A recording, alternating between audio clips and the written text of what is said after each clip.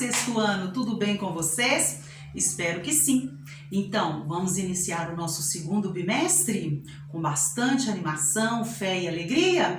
Vamos! Olha só, na videoaula de hoje eu vou pedir duas coisas para vocês. A primeira é que vocês peguem o caderno, façam aquela divisão de conteúdos, separando aí o nosso primeiro bimestre para o segundo bimestre, do jeitinho que vocês preferirem, tá? E escrevam logo em seguida a nossa distribuição de pontos e os conteúdos a serem trabalhados ao longo do nosso segundo bimestre, ok? Eu vou colocar disponível para vocês aqui na tela, tá ok? Então vocês façam essa organização no caderno de vocês de acordo com o que vai estar disponível na tela, tá ok? E logo em seguida nós iremos dar continuidade aos nossos estudos sobre os povos antigos. Hoje, em especial, nós iremos falar sobre a Índia e a China. Então, para que vocês possam aproveitar ainda melhor esse vídeo, vão registrando, né? Ao longo do nosso vídeo aqui, a professora vai estar explicando a matéria. Então, vocês vão registrando os tópicos nos cadernos de vocês, tá? Para quê?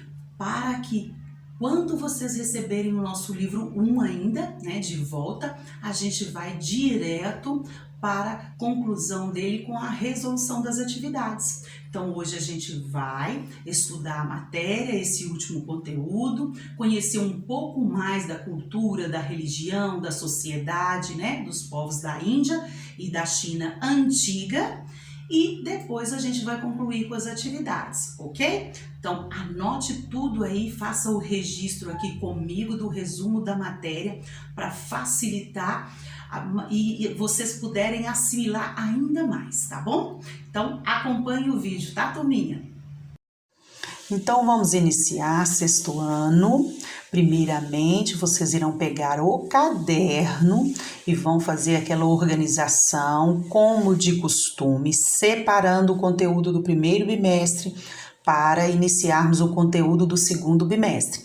Então, façam aquela divisão que vocês já têm o costume, tá? De acordo com o gosto de vocês. E registrem no caderno, né, o valor, a distribuição de pontos referente ao nosso segundo bimestre. Lembrando que esse segundo bimestre, o total é 20 pontos, então nós temos aí a avaliação conceitual de 4 pontos, sendo distribuída caderno, livro e atividades online.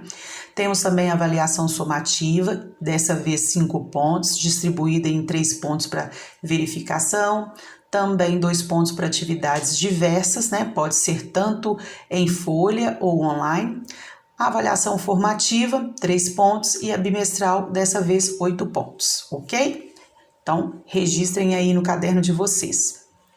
Também registrem agora os capítulos, né? O conteúdo a ser estudado ao longo desse segundo bimestre. Nós temos aí ainda sobre a unidade 2, a Índia e a China, falando aí das primeiras civilizações antigas. Depois nós vamos para a unidade 3, para conhecermos um pouco mais da cultura, da história da Grécia, ok? Então, registrem também os conteúdos a serem trabalhados no segundo bimestre, ok? Precisou dar uma pausa aí.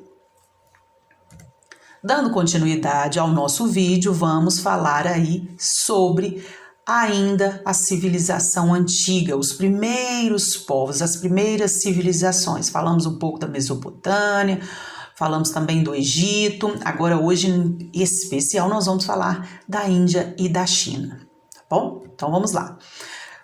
Tem aí na tela para vocês o mapa mostrando, né, a localização tanto da Índia quanto da China. E o que eu quero mostrar nesse mapa para vocês? A presença de rios, tá? Assim como os outros povos, outras civilizações se desenvolveram, se fixaram, né?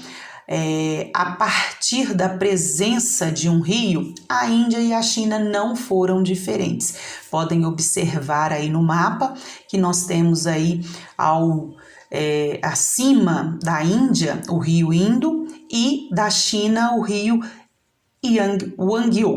Wangho, tá bom? Então vamos falar um pouquinho disso. São até consideradas civilizações fluviais, porque se desenvolveram devido à presença de um rio, né? O rio foi fundamental para se desenvolverem.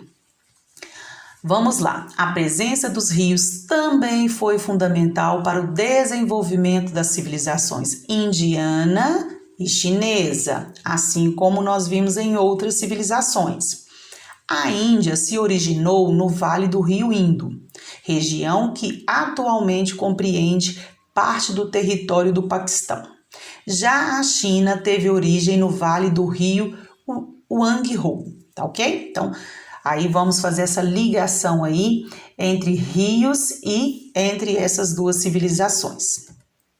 Vamos falar um pouquinho, primeiramente, dos povos que se desenvolveram, né, ali no Vale do Rio Indo. É uma região que apresenta um histórico de invasões de diferentes povos. Nós vimos que não é só essa região, né? Várias outras regiões ali do chamado Crescente Fértil sofriam essas invasões, né? Essas migrações, essa busca por dominar territórios, né? Muita guerra, muita escravidão. A maioria desses povos que migraram para o Vale do Rio Hindu, eles vinham ali do Oriente Médio, né? Podemos destacar aí os sumérios, e também da Ásia Central, que podemos destacar os harapenses, tá? E eles tiveram uma participação significativa aí para os povos do Vale do Rio Hindu. Nos nossos estudos sobre a história da Índia, nós vamos começar aproximadamente estudando eles ali desde 1500 a.C., tá? Então, uma civilização bem antiga, com a civilização harapense, né, que migraram para lá. E graças a eles é possível para a gente hoje conhecer um pouco da cultura indiana, que é vigente até hoje, até os dias atuais. Vamos falar um pouquinho sobre isso, né? Olha só, cultura e civilização indiana. Pelas cidades até hoje, né, nós podemos observar, encontrar animais transitando livremente nas ruas, como as vacas, um animal sagrado e adorado em festividades religiosas. Nós temos também o elefante. O elefante também marca presença nas festividades religiosas, casamentos, né? Em vários rituais indianos, e também é considerado um animal sagrado. Outra coisa que se destaca na cultura indiana, as especiarias, né? As especiarias se destacam aí até mesmo nas grandes navegações, né? Onde vários países europeus navegavam em busca dessas especiarias. Elas ocupam um lugar de destaque na cultura indiana e não são usadas somente como condimento, né, para preparar comidas e bebidas também, não. Elas participam também de alguns rituais, tá? Como casamentos e festivais sagrados. O que a gente pode também destacar aí da cultura indiana? Podemos destacar aí o legado que eles deixaram referente a cálculos matemáticos precisos, né? Com a invenção do sistema decimal, que foram os números arábicos. Apesar de receber esse nome arábicos, né, turminha, nós sabemos que quem criou, né, foi os povos do Rio Hindu, porém quem espalhou foram os arábicos, os povos arábicos. Por isso, nós podemos dizer algarismos indo-arábicos. Então, eles tiveram essa participação importante aí na história da humanidade, tá ok? Vamos ver algumas imagens aí que refletem um pouco da cultura indiana. Nós estamos nessa primeira imagem aí, esse casal sentado. Isso é um casamento, tá? Ritual do casamento deles. Nós temos aí também a vaca participando de um ritual sagrado, o elefante também. E também temos imagem das feiras indianas, né? São feiras enormes com vários produtos, joias, objetos de decoração, tecidos, tá? Que eles gostam muito de um tecido bem colorido, né? Um pouquinho da cultura aí através das imagens. Vamos falar da religião, vamos falar um pouquinho da religião. Já a religião, nós temos o brahmanismo, né? O brahmanismo, turminha, ele pode ser considerado a origem do hinduísmo, né, que veio depois, surgido no século VI, ainda antes de Cristo. O brahmanismo se constitui em uma filosofia religiosa, com base na leitura e interpretação dos Vedas. Os Vedas são 4 livros, na verdade, né, que mostram aí um pouco da religião deles. Então, são 4 livros que contam um pouco aí da história da religião deles, ok? Hinduísmo. O hinduísmo, ele é considerado um agrupamento de religiões, pois não tem um fundador, tá? É uma religião derivada dos Vedas e do brahmanismo, e seus seguidores adotam variados credos, crenças e práticas, né? Assim como no brahmanismo, os hindus acreditam na reencarnação, né? Tanto os seguidores do hinduísmo quanto do brahmanismo, eles acreditam na existência de um Deus supremo, o Brahma, né?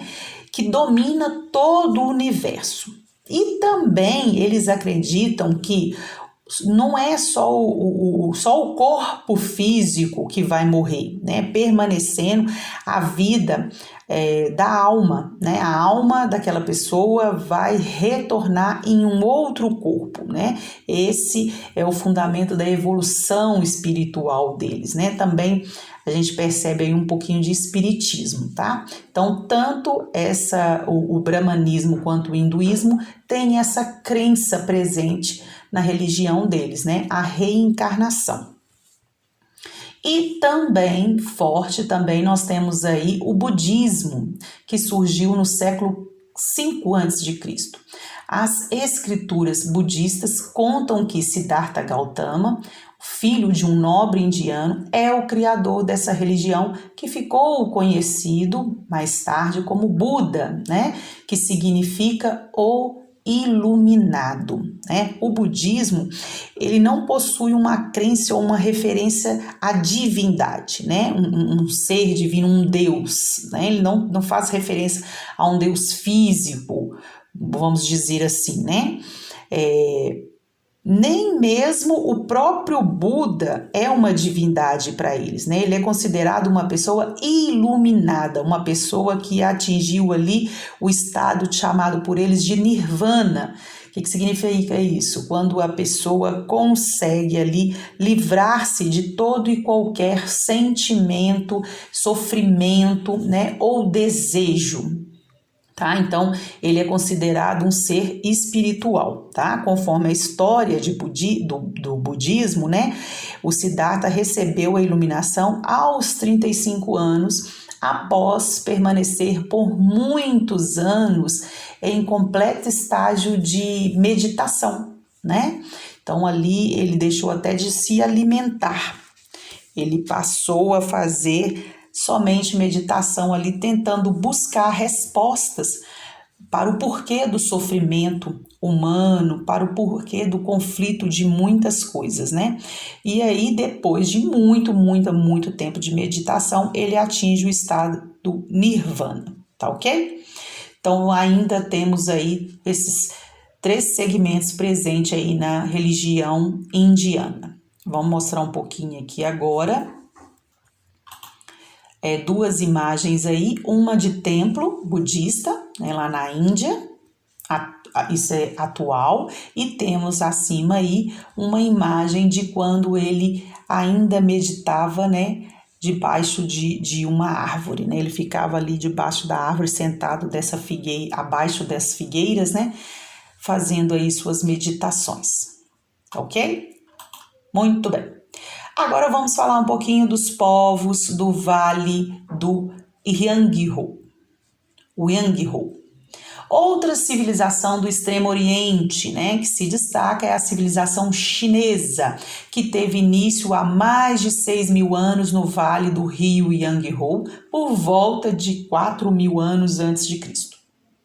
Eles foram os primeiros indivíduos a se fixarem na região, né, e aprenderam a domesticar os animais, né, animais como os porcos, carneiros, cabras e bois. E também dedicaram-se à cultura, né, de cereais, arroz, trigo, né, vários outros cereais aí que ainda é forte na cultura chinesa.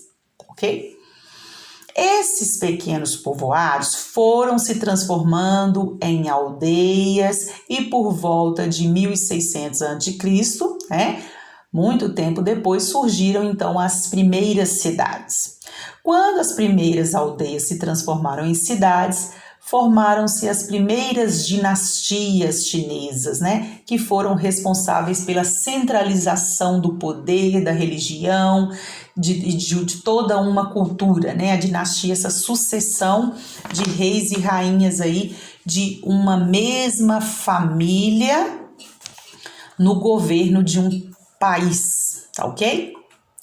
Vamos ver aí um pouquinho aí das cidades atuais, né, da China.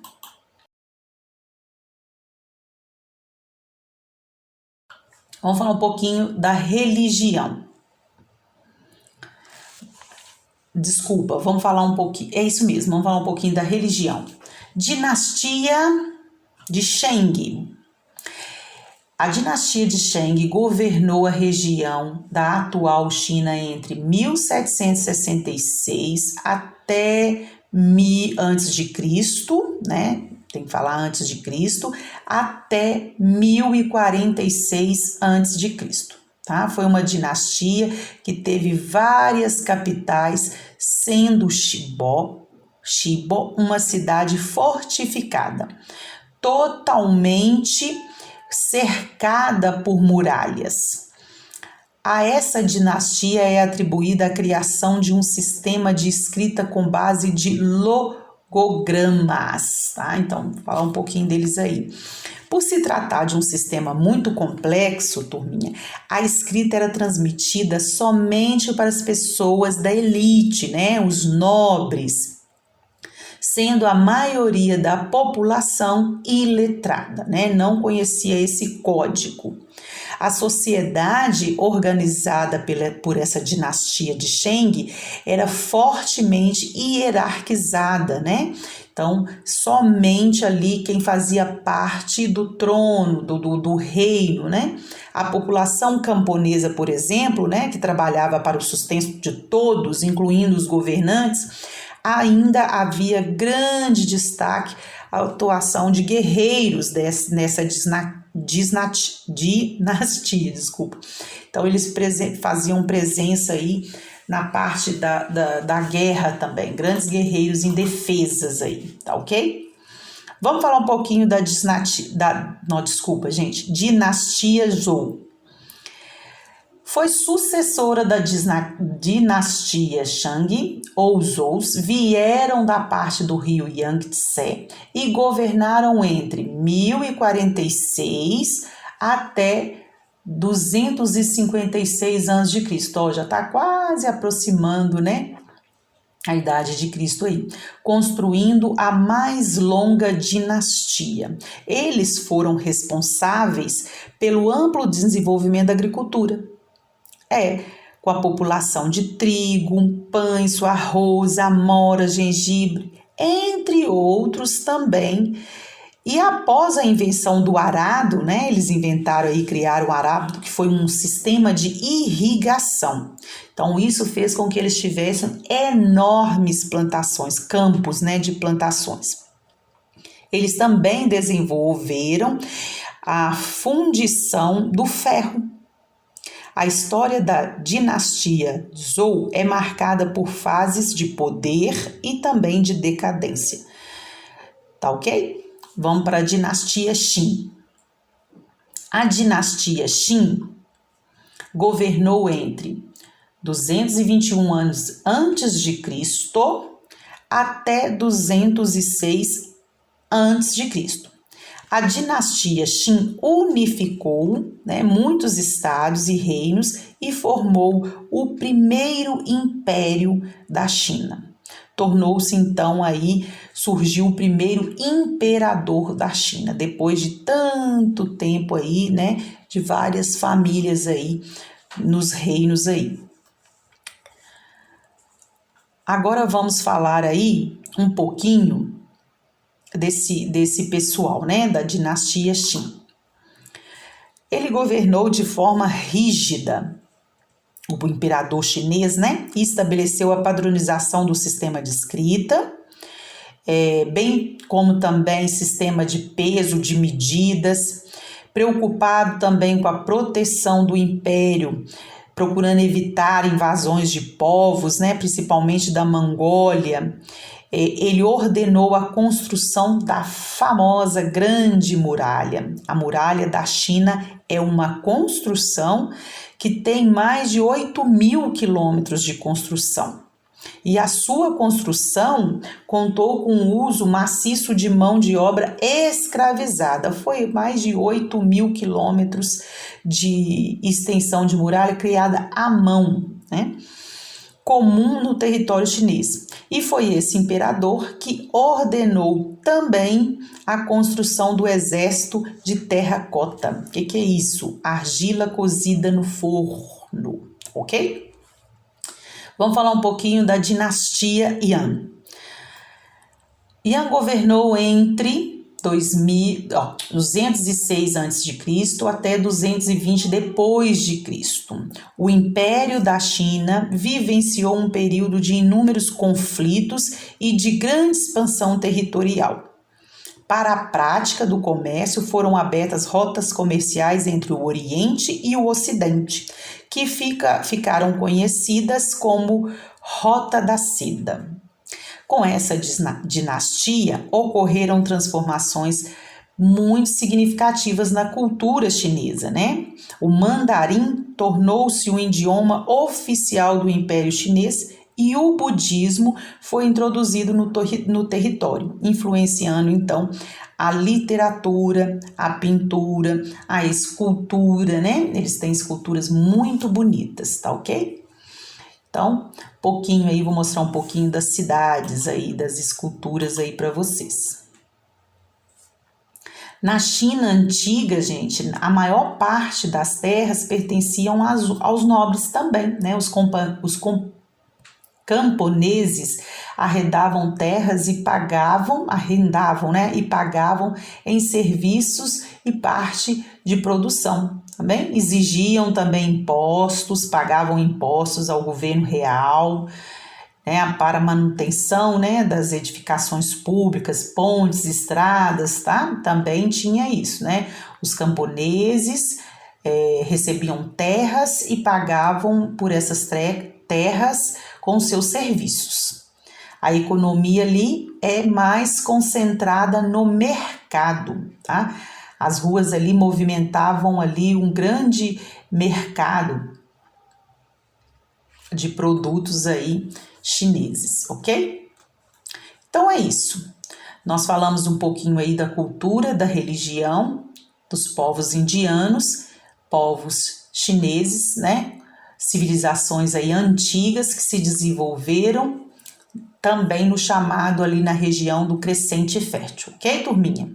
Então, no nosso próximo encontro, nós iremos rever esse assunto, realizando as atividades, corrigindo-as, para a gente começar a falar um pouquinho sobre a Grécia. tá bom? Beijo para vocês e até o nosso próximo encontro.